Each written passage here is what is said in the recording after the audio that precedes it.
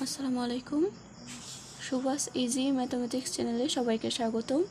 আজকের ক্লাসে আমরা ক্লাস 6-এর চ্যাপ্টার 1.5 এর 4, 5 এবং 6 নং সমাধান করব। তো আমরা 4 নং প্রশ্নটি দেখতে পাচ্ছি, এখানে গসাগু করতে হবে। তো আমাদের প্রশ্নটি হলো 2 সমস্ত 2 ভাগের 1, 3 সমস্ত 3 ভাগের 1। তো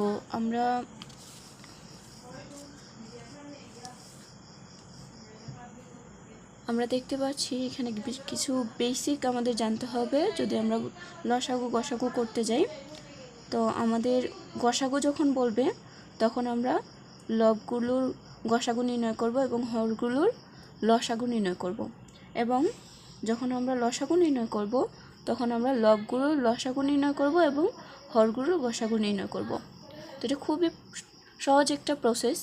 এখানে গসাগু যখন বলবে তখন উপরের যে সংখ্যাগুলো থাকে মানে লবগুলোর গসাগুটা করে নিব, আর যখন লসাগু বলবে তখন উপরের যেই সংখ্যাগুলো থাকবে তখন এই সংখ্যাগুলোর লসাগু করব, আর নিচেরগুলো উল্টো করব।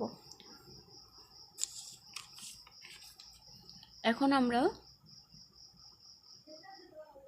ক নং সমাধানটি করব। এখানে কিন্তু মিশ্র ভগ্নাংশে করা আছে, তাই আমাদের এটাকে অপ্রকৃত করতে হবে। এটা আমরা অপ্রকৃত করার নিয়মটা আমরা এর আগের ক্লাসে দেখেছিলাম। তো এখানে 5 হবে। যদি কেউ অপ্রকৃত করার নিয়মটি না জেনে থাকেন অবশ্যই আমার আগের ভিডিওটি দেখবেন, তাহলেই বুঝতে পারবেন। 3, 10। ওকে, এখন আমরা কি করব, যেহেতু আমাদের গসাগু নির্ণয় করতে বলছে তাই আমরা লবগুলোর গসাগু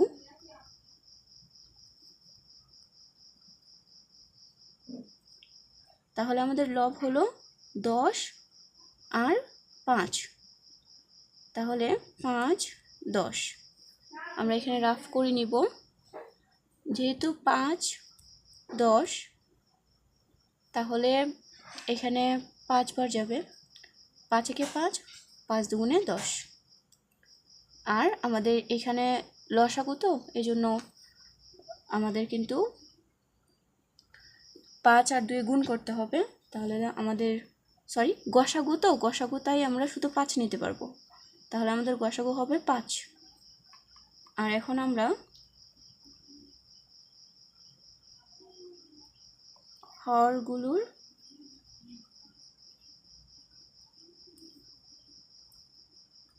লসাগু করব। আমাদের হরগুলো আমরা দেখতে পাচ্ছি 2 এবং 3। আমরা জানি যে একটা জোড় একটা বেজোড় সংখ্যা থাকলে তাহলে আমরা যখন লসাগু অথবা গসাগু করব, লসাগু নিয়মটা অন্যরকম, গসাগুর নিয়মটা অন্যরকম, পরবর্তীতে আমি দেখাই দিব। তো এখানে আমরা গুণ করে দেব, যেহেতু লসাগু চেয়েছে 3 দুগুণে 6। অতএব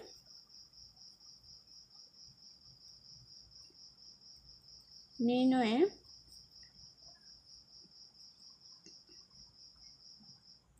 গসাগু সমান লব হর, এই হলো আমার উত্তর।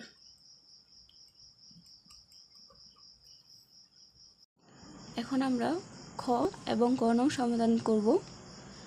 খ নং প্রশ্নটি 8, 2 সমস্ত 5 ভাগের 2, 10 ভাগের 8 এবং গ নং প্রশ্নটি 9 সমস্ত 3 ভাগের 1, 5 সমস্ত 5 ভাগের 2, 15 সমস্ত 4 ভাগের 3। এখন আমরা উত্তরটি করব। তো আমাদের খ নং প্রশ্নটি ক এর অনুরূপ হবে।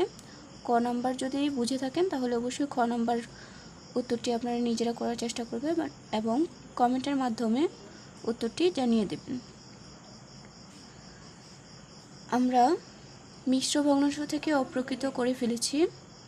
তো এখন আমাদের কাজ হলো, যেহেতু গসাগু বলেছিল তাই আমরা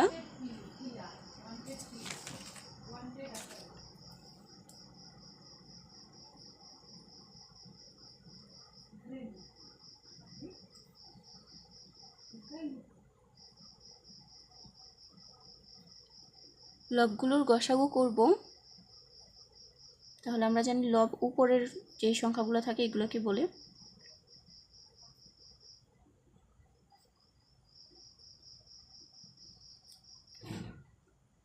আসলে আমরা দেখতে পাচ্ছি এখানে কোনো সংখ্যাই ভাগ করা যাচ্ছে না, তাই আমাদের গসাগু হবে 1। আবার হরগুলোর লসাগু করব।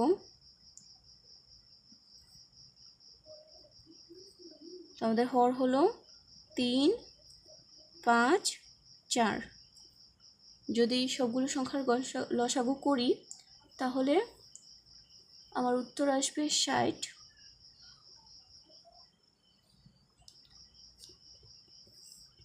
এখন আমরা নির্ণয় সমাধানটি লিখব।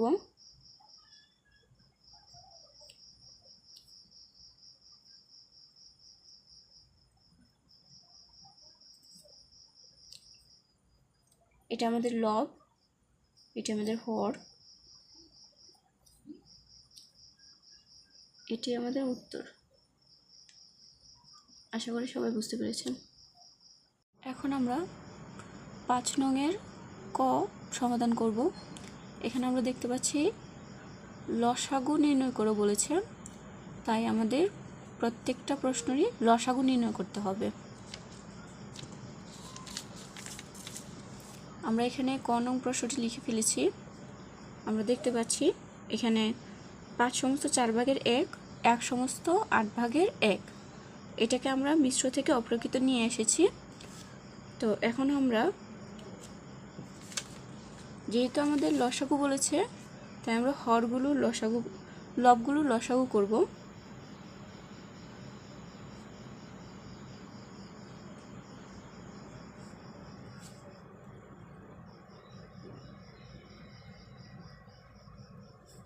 আমাদের লবগুলো লসাগু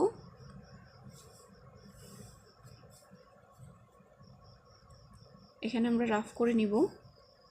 লব হলো উপরেরগুলো, মানে ভগ্নাংশের উপরের যে সংখ্যাগুলো এগুলো হলো লব। তো আমরা যদি 21, 9, তাহলে আমরা দেখতে পাচ্ছি 3 বার ভাগ করা যাবে। তো 3 সাথে 21 আর 3 3-এ 9, আর যাচ্ছে না, তাই আমরা গুণ করে দিব যেহেতু এটা লসাগু। 3 সাথে 21, 21কে যদি আমরা 3 দিয়ে গুণ করি, 3, 6, তাহলে আমাদের উত্তরটি আসবে 63। এখন আমরা হরগুলোর গসাগু করব। খুবই সহজ অঙ্কটি। আসলে আমাদের শুধুমাত্র লসাগু আর গসাগুটা মিস্টেক না করলে আমাদের অঙ্ক কখনোই ভুল হবে না। এটা অবশ্যই কেয়ারফুলি আপনারা দেখবেন। এখানে আমরা হরগুলো যে দেখতে পাচ্ছি 4, 8, 2 দিয়ে যাচ্ছে, 2 দুগুণে 4, 4 দুগুণে 8, আবারও 2 দিয়ে যাবে। তাহলে আমাদের শুধুমাত্র এখানের এই পাশের সংখ্যাগুলো গুণ করে আমাদের গসাগু করতে হয়। তাহলে 2 দুগুণে 4, অর্থাৎ নির্ণয়ে লসাগু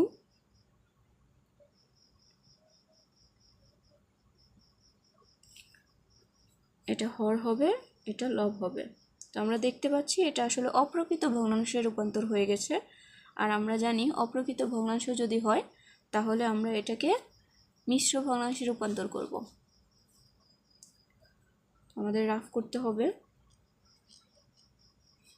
4, 6-এর মধ্যে একবার যাবে, 2, 3, 4 5-এ 20, 5, 20 রইল 3। তো এখানে আমরা 4 নিচে ছিল, নিচে লিখবো, 3টা উপরে লিখে দেব। তাহলে আমাদের 15 সমস্ত 4 ভাগের 3, এটি আমাদের অ্যান্সার।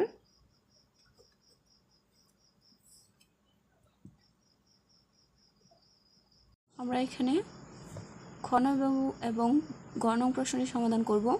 আমরা খ নং প্রশ্নের উত্তর ক নং এর অনুরূপ দেখতে পাচ্ছি। ক ক নং যদি বুঝে থাকেন তাহলে অবশ্যই খ নং সমাধানটি করে নেবেন। এবার আমরা গ নং সমাধানটি করব। তো আমরা এখানে মিশ্র ভগ্নাংশ দেখতে পাচ্ছি, মিশ্র ভগ্নাংশ থেকে অপ্রকৃত ভগ্নাংশে আমরা নিয়ে আসব। এরপর আমরা লবগুলোর লসাগু করব। আমাদের লবগুলোর লসাগু হবে 72।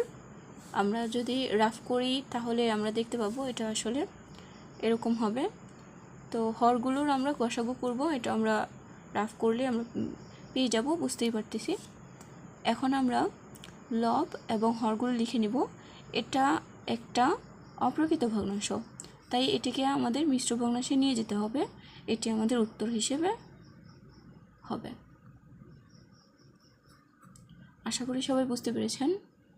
এখন আমরা 6 নংয়ের সমাধান করব। 6 নং প্রশ্নটি আমরা দেখতে পাচ্ছি, জামাল সাহেব তার বাবার সম্পত্তির 18/7 অংশের মালিক। তিনি তার সম্পত্তির 6/5 3 সন্তানকে সমানভাবে ভাগ করে দিলেন। প্রত্যেক সন্তানের সম্পত্তির অংশ বের করো।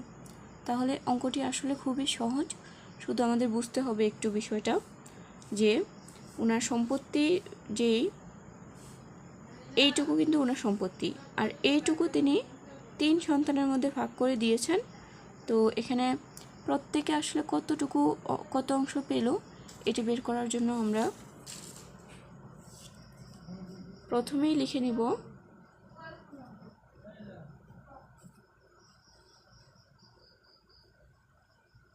সমাধান। জামাল সাহেবের 3 সন্তানকে সম্পত্তি কতটুকু দিয়েছেন এটুকু আমরা বের করে নিব।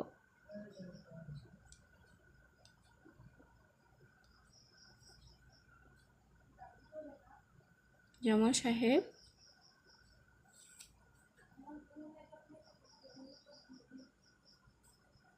সন্তানকে সম্পত্তি দিলেন।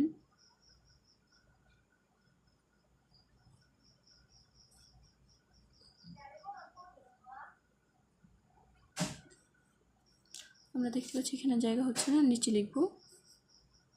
তাহলে আমাদের সম্পত্তির অংশ ছিল 18/7, এটাকে আমরা এর করে দিব 6/5 সাথে। এখানে লিখে নেব অংশ। এখন আমরা এটি উপর নিচে কোনো রকমই কাটাকাটি যাচ্ছে না, তাই আমরা গুণ করে দিব।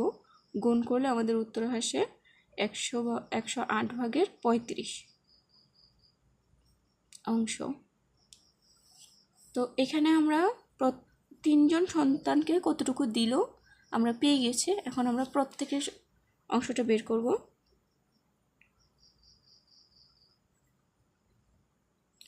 প্রত্যেকে পেল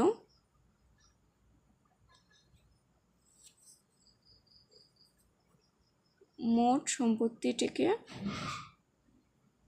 আমরা 3 দিয়ে ভাগ করব, কারণ এখানে 3 জন সন্তান বলেছিল। আসলে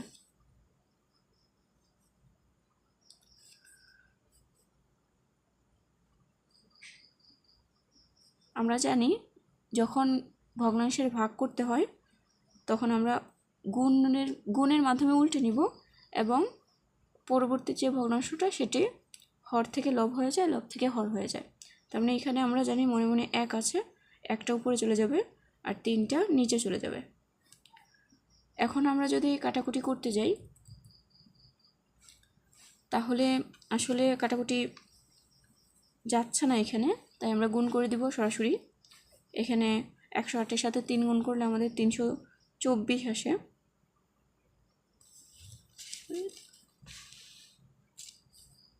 এবং 35কে যদি আমরা 1 দিয়ে গুণ করি অবশ্যই 35 হবে। এটাই আমাদের উত্তর। খুব সহজেই আমরা সমাধানটি দেখে নিলাম।